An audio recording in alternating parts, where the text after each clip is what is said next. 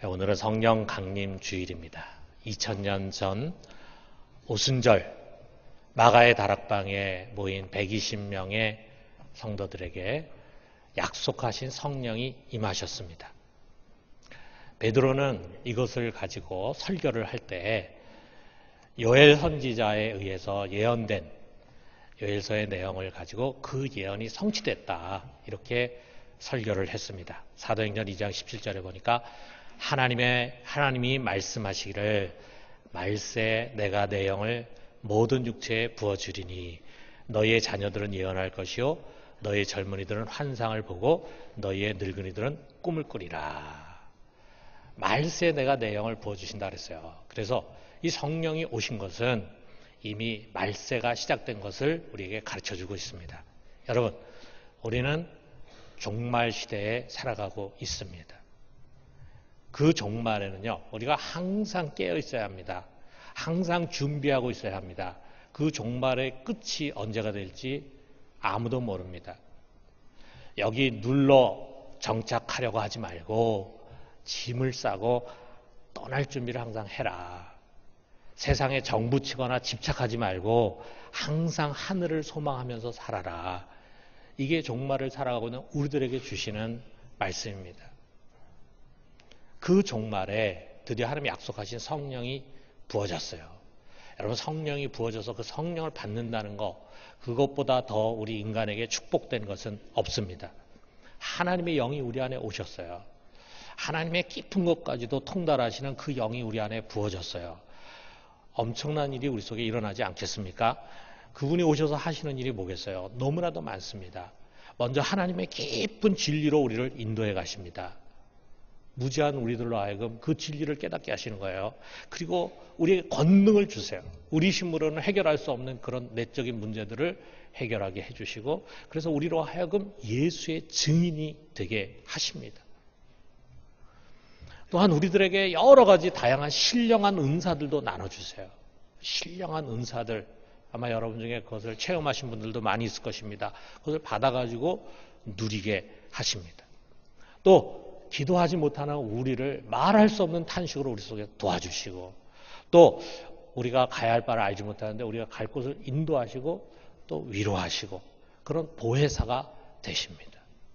정말 성령께서 하시는 일은 셀 수 없어요. 우리가 하는 이 모든 것들이 다 성령의 도우심과 인도 가운데 하는 것입니다. 자, 그런데 그 중에 가장 중요한 것이 있습니다. 그것이 뭐냐? 성령은 우리를 거듭나게 하십니다. 모든 것이 이 거듭남에서 출발하는 거예요. 여러분, 거듭나셨습니까? 내가 거듭났다는 것을 확신하십니까? 여러분, 예수님께서 이렇게 말씀하시잖아요. 요한복음 3장 5절에 보니까 진실로 진실로 내게 이르노니 사람이 물과 성령으로 나지 아니하면 하나님 나라에 들어갈 수 없느니라. 또 3장 8절에 보니까 성령으로 난 사람도 다 그러하니라. 여러분, 우리가 예수를 믿고 성령을 받게 된다면 우리는 그냥 기독교라고 하는 종교를 갖고 있는 사람, 교회를 다니는 사람, 마음의 기쁨과 평안을 얻는 사람, 기도의 응답을 경험한 사람 정도가 아닙니다. 우리는 다시는 되돌아갈 수 없는 죽음의 강을 건넌 사람들이에요. 그리고 거기서 성령으로 새롭게 태어난 사람들입니다. 이렇게 거듭나야 비로소 하나님 나라를 들어가는 거예요. 여러분이 거듭나지 않은 사람은 그리스도인이 아닙니다. 하나님 나라 백성이 아닙니다. 여러분 모두가 꼭 예수를 믿고 성령으로 거듭날 수 있기를 주님의 이름으로 축원합니다. 이 죽음과 삶의 과정이라는 것은요, 그냥 상징이 아닙니다. 단지 그것이 신비로운 영의 세계에서 이루어진 일이기 때문에 우리의 오감으로 경험할 수 없다는 것뿐이지, 그것은 분명히 일어난 사건이에요.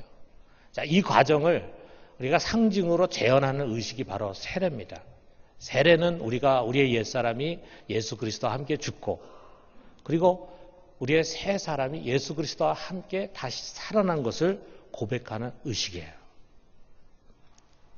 우리 오늘 읽은 이 성경도 우리의 죽음과 삶을 말하잖아요. 3절 상반절에 보니까 이는 너희가 죽었고 그리고 1절 상반절을 보니까 너희가 그리스도와 함께 다시 살리심을 받았으면 그렇잖아요. 자, 여기에 사용된 동사들은요 다 아우리스트 과거형입니다. 너희는 죽어야 한다. 너희는 다시 살아야 된다. 이런 말씀이 아니에요. 너희는 이미 죽었다. 너희는 이미 살았다. 과거형입니다.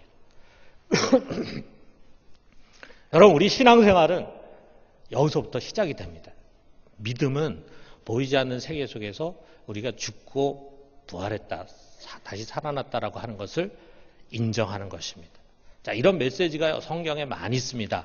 갈라디아서 2장 20절에 보면은 우리가 잘 아는 성경이에요. 같이 한번 읽어봅시다. 내가 그리스도와 함께 십자가에 못 박혔나니 그런즉 이제는 내가 사는 것이 아니요 오직 내 안에 그리스도께서 사시는 것이라. 우리가 참 좋아하는 성경 구절이죠. 내가 그리스도와 함께 십자가에 못 박혔다. 죽었다. 여러분 다 죽은 것입니다. 우리가 죽었다는 거 한번 생각해 봐요. 보통 일이 아니잖아요. 우리 중에 육신의 죽음을 경험한 사람은 여기 아무도 없습니다. 그런데 우리 주위에 우리는 많은 사람의 죽음을 경험하게 됩니다. 그 죽음이라는 게 그냥 개과천선 정도가 아니잖아요. 그냥 새로운 세계를 경험했다라고 하는 것과는 전혀 다른 차원입니다. 죽음은 내가 속했던 모든 것으로부터의 완전한 단절이에요. 그래서 우리가 죽음을 정의할 때 모든 관계로부터의 단절 이렇게 사회적으로 정의를 해요. 여러분 우리가 누군가 죽으면은 모든 것이 다 제명이 됩니다. 호적에서도 지워져. 그래서 이제 더 이상 가족의 일원도 아니고 국가의 국민도 아닙니다. 유감스럽게도 교회 명부에서도 지워집니다. 그가 속했던 조직이나 모임에서 다 지워져요. 그러니까 그는 더 이상 이 세상에 그 무엇에 속한 자가 아닙니다. 이게 죽음이에요. 우리가 그렇다 이거예요. 우리가 원래 이 땅에 속한 자였는데 죽음으로써 그 세상과 완전히 단절이 됐습니다. 그리고 이제 다시 태어나서 위에 속한 자가 됐어요. 그래서 빌립보서 3장 20절에 우리의 시민권은 하늘에 있는지라 우리는 더 이상 땅의 시민이 아니라 하늘의 시민이 됐어요. 우리는 더 이상 세상 나라에 속한 자가 아니라 하나님 나라에 속한 자가 됐어요. 여기 3절에 이는 너희가 죽었고 너희 생명이 그리스도와 함께 하나님 안에 감춰져 있음이라. 여러분과 저의 참 생명은 하나님 안에 지금 감춰져 있는데 우리 주 예수 그리스도 생명의 주님이 오시는 그때에 바로 그 영원한 생명을 가진 우리의 모습으로 나타나게 될 것입니다. 이처럼 우리를 거듭나게 하시면서 성령은요, 두 가지 철저한 삶의 변화를 우리에게 명하십니다. 뭐냐? 첫째로는 세상을 떠나라라고 하는 거예요. 여기 9절 하반절에 옛사람과 그 행위를 벗어버리고 그랬잖아요. 또 에베소 4장 22절에 너희는 유혹의 욕심을 따라 썩어져가는 구습을 따르는 옛사람을 벗어버리고 옛사람 벗어버려라. 다시 말해서 더 이상 옛사람으로 살지 말라라고 하는 것입니다. 그 말은 이 땅과 옛 세상을 떠나라라고 하는 분명한 메시지입니다. 여러분 그 땅과 세상이라는 것이 어떤 것입니까? 그것은요 오염된 곳입니다. 죄로 오염된 곳이에요. 죄의 요소로 가득 차 있어요. 우리가 소속했던 가정, 직장, 국가 이 모든 것이 다 놀라울 만큼 죄로 깊이 물들어 버렸습니다. 어떤 죄의 모습으로 물들어 있는가 이게 5절과 8, 9절에서 소개되고 있는데 5절을 보니까 그러므로 땅에 있는 지체를 죽이라. 곧 음란과 부정과 사욕과 악한 정욕과 탐심이니 탐심은 우상숭배니라. 또 8절과 9절 상반절 보니까 이제는 너희가 이 모든 것을 벗어버리라. 곧 분함과 노여움과 악의와 비방과 너희 입의 부끄러운 말이라. 너희가 서로 거짓말을 하지 말라. 이게 11가지의 죄의 양상이 소개되는데요. 음란, 부정, 사욕, 악한 정욕, 탐심, 분함, 노여움, 악의, 비방, 더러운 말, 거짓말. 무엇을 의미하는지 따로 일부러 설명할 필요가 없죠. 여러분 딱 보면 벌써 무엇을 얘기하는가 하는 거 알 수 있지 않습니까? 그런데 여러분 이런 죄가 없는 것이 어디에 있습니까? 이런 것으로 오염되지 않는 것이 어디가 있습니까? 가정인가요? 여러분, 우리의 가정은 더 이상 에덴과 같은 파라다이스가 아닙니다. 처음에는 사랑으로 출발했지만, 그러나 지금은 오히려 여기에 나와 있는 것처럼 악한 정욕과 탐심, 분노와 거짓말 등등 이 11가지의 죄의 양상으로 가득 차 있어요. 그러기에 가정이 깨지는 것입니다. 참 그 가정에서 우리가 위로를 받고 사랑을 얻고 행복해야 되는데 오히려 거기서 가장 큰 상처를 받고 가장 불행하게 되는 원인이 되는 거예요. 여러분, 직장도 마찬가지입니다. 노동의 순전한 가치와 즐거움은 이제 사라지고 그저 돈을 중심으로 돌아가는 탐욕의 시장터로 전락을 했어요. 돈이 되기 위한 것이라면 무엇이든지 할 수 있는 직장이 됐다. 온갖 부정과 거짓과 속임, 악의와 비방과 혈기로 얼룩져 있습니다. 그리고 그 직장의 변두리에 숨겨진 음란의 문화라고 하는 드라마에 단골로 등장하지만 드라마만 등장하는 게 아니에요. 미투 운동이 확산되다 보니까 도대체 직장에서 어떠한 일들이 벌어지고 있는가라고 하는 것을 우리가 보게 된다. 국가는 어떻습니까? 가정과 직장 등 모든 문화를 포괄하고 있는 이 복합 집단이야말로 복마전과 같은 것이에요. 공평과 정의로 다스리도록 주어진 정사와 권세를 가지고 국민들을 억누르고 속이고 타락시키는 주범이 되고 있습니다. 그 선두에는 권력력으로 가득 차가지고 온갖 거짓과 술수, 악의와 비방으로 정치 세계를 진흙탕으로 만드는 정치꾼들이 있습니다. 이 국가 집단 속에서 사람들은 민족, 인종, 지방색, 종교, 이념 등 온갖 차이를 앞세우면서 서로 분열하고 대립하고 증오하고 배제하다가 결국에는 크고 작은 분쟁과 전쟁의 소용돌이 속으로 휘말려 들어갑니다. 이것은 역사에서 수없이 반복된 일이었어요.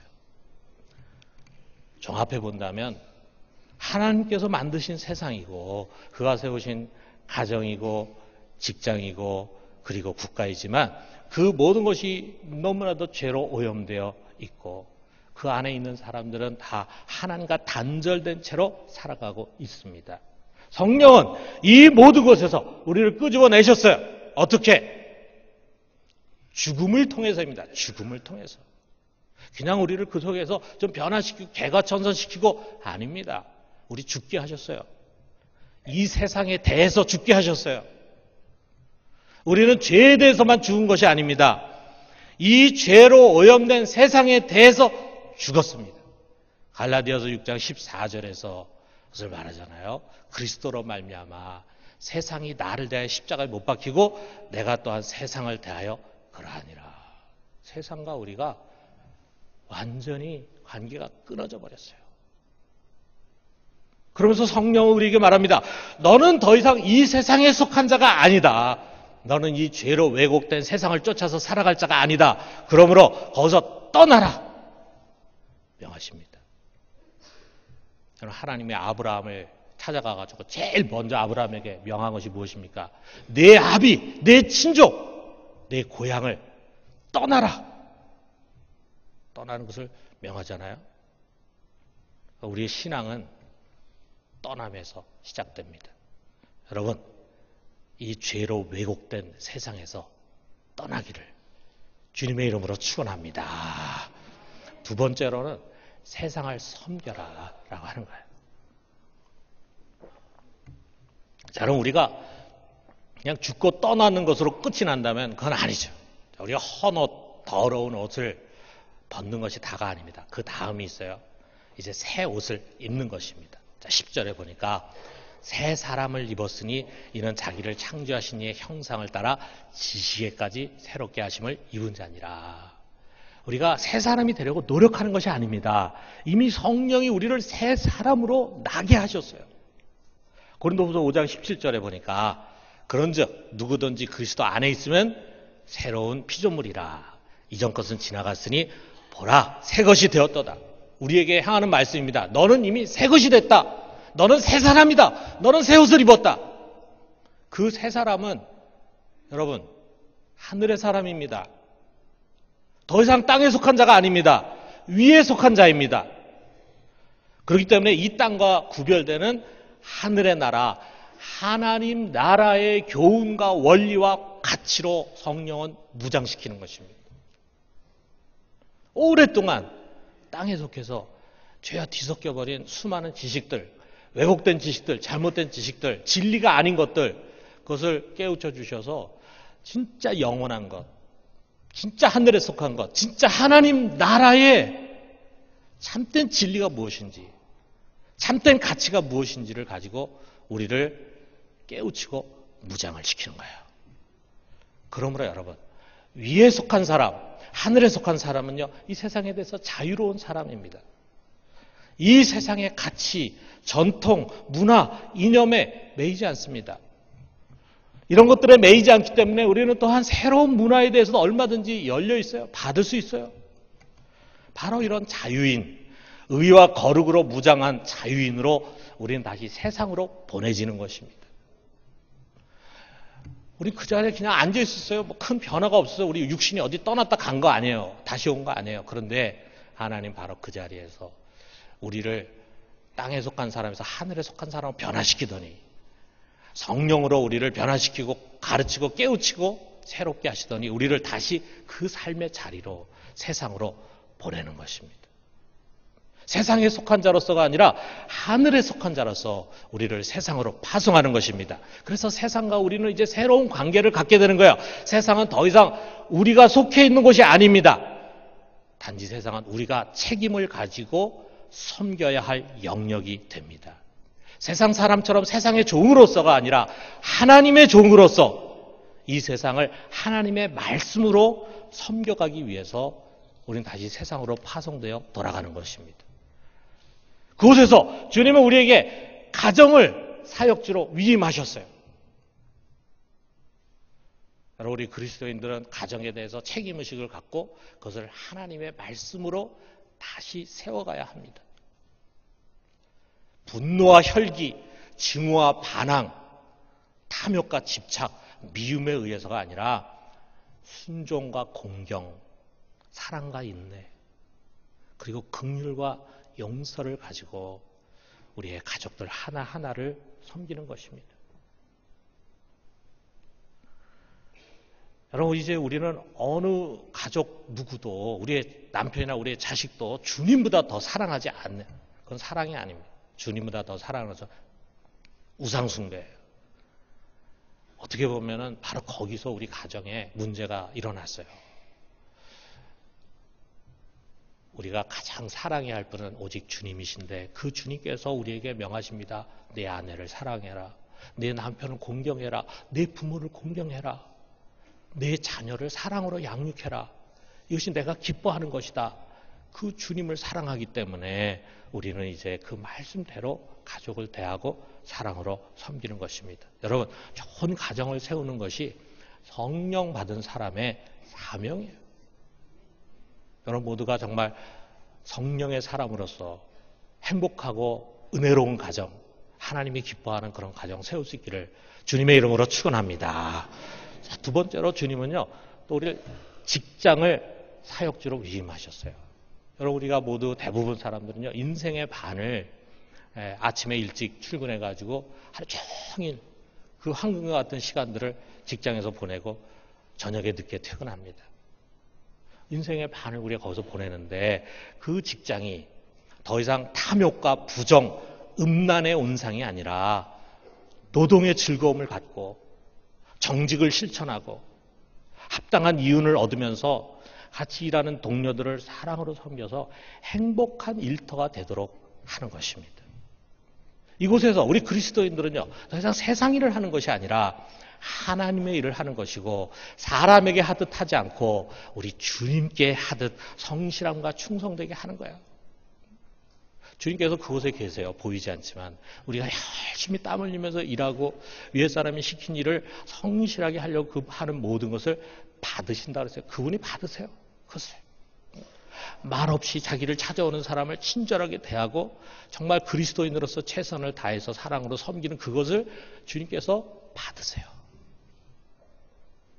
칭찬하세요. 그래서 우리의 몸담고 있는 직장을 우리가 정말 행복하고 은혜로운 일터로 바꿔가는 것입니다. 아울러 주님은 국가를 우리의 사역지로 위임하셨어요.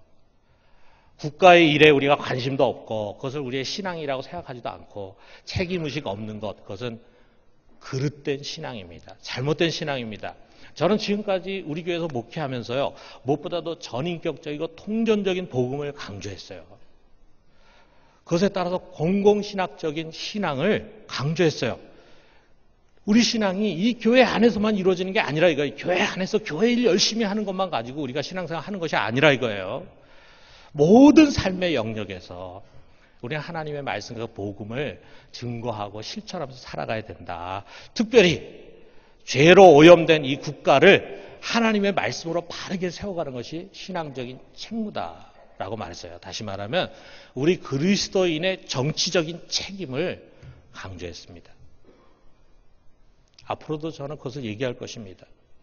우리가 이 국가의 정의 문제라든지 평화 문제라든지 또 하나님이 창조하신 그 창조 세계를 잘 보존해 환경 문제라든지 하는 것을 우리 신앙과 상관없는 것으로 생각하지 말고 그것을 우리가 어떻게 하면 좀 더 잘 이뤄갈 수 있을까. 그래서 우리가 살고 있는 이 사회가 어떻게 하면 좀 더 하나님의 말씀에 합당한 모습으로 세워져 갈 수 있을까. 이것을 위해서 우리가 같이 수고하고 헌신하는 그것이 우리 그리스도인이 책무라. 그러나 다른 한편으로 우리는 교회 정치화도 조심해야 합니다. 우리는 이 세상에 속한 사람과 달리 어떤 특정 정당이나 정치 이념에 종속된 자들이 아닙니다. 교회가 어떤 특정 정당이나 또는 정치인을 지지하는 것은요, 교회를 정치화하는 거예요. 그것은 교회를 땅의 것으로 더럽히는 일입니다. 제가 우리 교회에서 이렇게 사역하다 보니까 때로는 그런 요청이 들어와요. 진보당이라든지 또는 보수당에서 정치인 사무소를 이제 개설하면서 와서 예배를 좀 드려달라 그래요. 저는 그런 부탁을 한 번도 들어주지 않았습니다. 그것은 제가 우리 교회를 담임하는 목사로서 할 수 있는 게 아니라고 생각했어요. 선거철마 되면은 우리 교회에 많은 후보들이 찾아옵니다. 저는 개인적으로 만나서 그들과 대화는 하지만 절대로 우리 교인들에게 그들을 인사시키지는 않았습니다. 교회가 그릇된 정치화에 오염될 수가 있어요. 교회는 그런 것이 아니에요. 근데 우리 교인들 중에 때로 제가 그동안에 이렇게 가르치고 이야기하고 하는 그 중심을 잘 이해하지 못하는 가운데 오해하는 사람들이 종종 있습니다. 이런 것 같아요. 여러분 이게 한눈을 감고 한번 다닌다고 생각해 보세요. 예전에 저는 다리끼가 많이 나가지고 여기 안대를 하고 다니는 일이 많았는데 한눈만 가지고 보면 얼마나 불편합니까? 그렇잖아요? 우리가 두 눈을 가지고 봐야 잘 보이거든요. 그래서 제가 그런 얘기 합니다. 여러분 한쪽에 치우친 신문만 보지 마시고 반대편 쪽의 신문도 같이 보세요. 그래야지 세상이 바르게 보입니다. 그렇게 얘기하면 그동안 한쪽 신문만 계속 봐와가지고 그것만이 진리라고 생각하는 사람들은 우리 목사님이 진보인가 보다, 보수인가 보다 이렇게 얘기해요.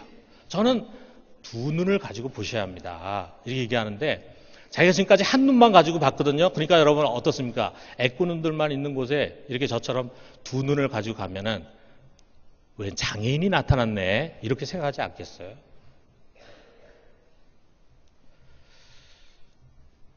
여러분 그런 오해하지 마시기 바랍니다.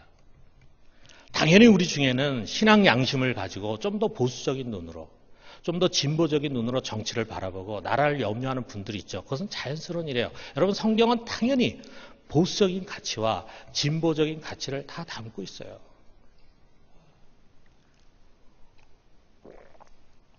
그러나 여러분 엄밀한 의미에서 우리 하늘에 속한 우리는 모두 같은 당에 속한 사람들입니다. 어떤 당이냐? 예수당에 속해서 예수당.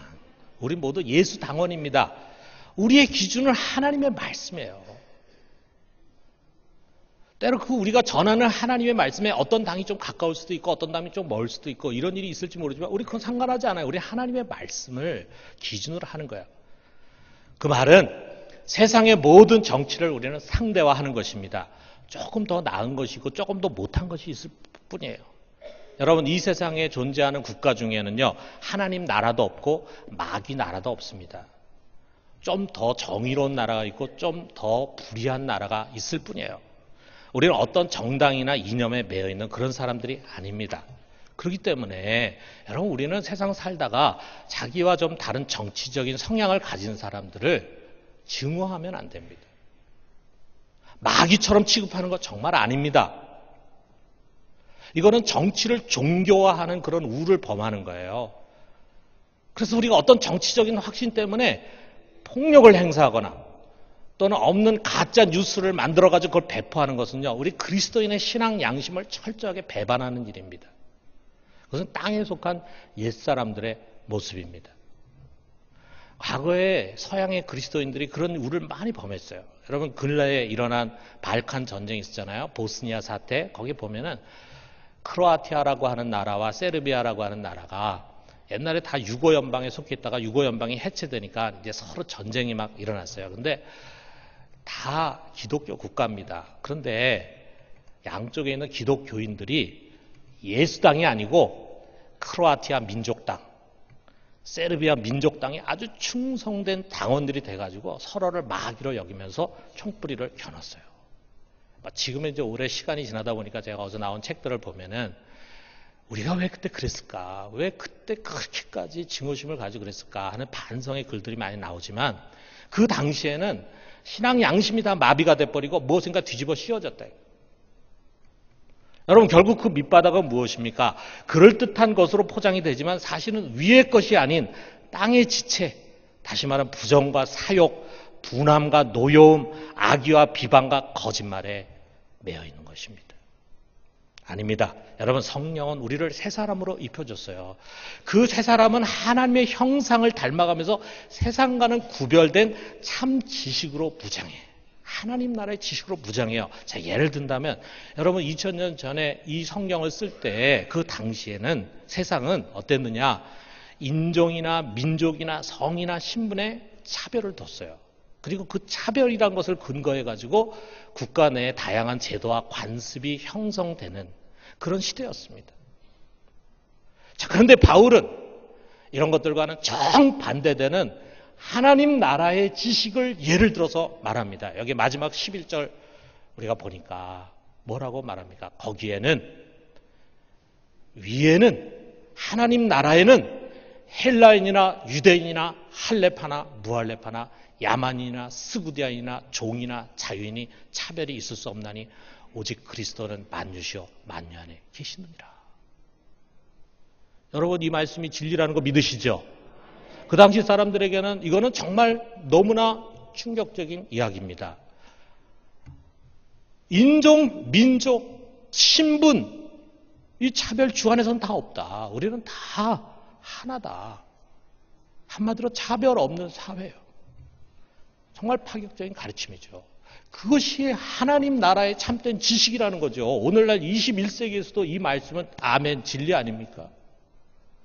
오히려 우리 시대에 이것이 옳았다는 것을 깨닫지 않습니까? 2000년 전에 바울은 그것을 가르쳤어요. 이것이 하나님 나라의 참된 지식이다. 너희는 이러한 지식으로 너희의 생각을 바꿔야 된다. 여러분, 만왕의 왕이신 예수 그리스도는 이처럼 하나님 나라의 원리로 우리를 무장시켜서 세상으로 다시 파송하십니다. 거기서 우리는 세상에 속한 자가 아니라 오직 예수 그리스도께 속한 자로 그의 주되심을 선포하고 증거합니다. 하나님의 말씀으로 이 죄로 인해서 왜곡되고 병든 세상을 치유해가는 거예요. 고쳐가는 거예요. 바르게 세워가는 거예요.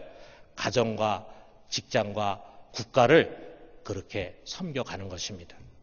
그리고 우리의 소망은 이 땅에 있는 것이 아닙니다. 주님이 다시 오시는 그날까지 위를 바라보면서 소망을 가지고 사는 것입니다. 이것이 바로 성령의 사람입니다.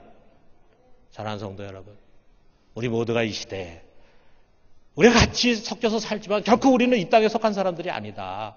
우리는 하늘의 사람들이다. 하나님 나라의 사람들이다라는 그런 믿음을 가지고 세상 원리 쫓아서 세상 사람들이 흘러가는 그 시류를 쫓아 살아가는 것이 아니라 하나님 나라 말씀 붙들고 세상을 변화시키면서 살아가는 성령의 사람들 되기를 주님의 이름으로 축원합니다.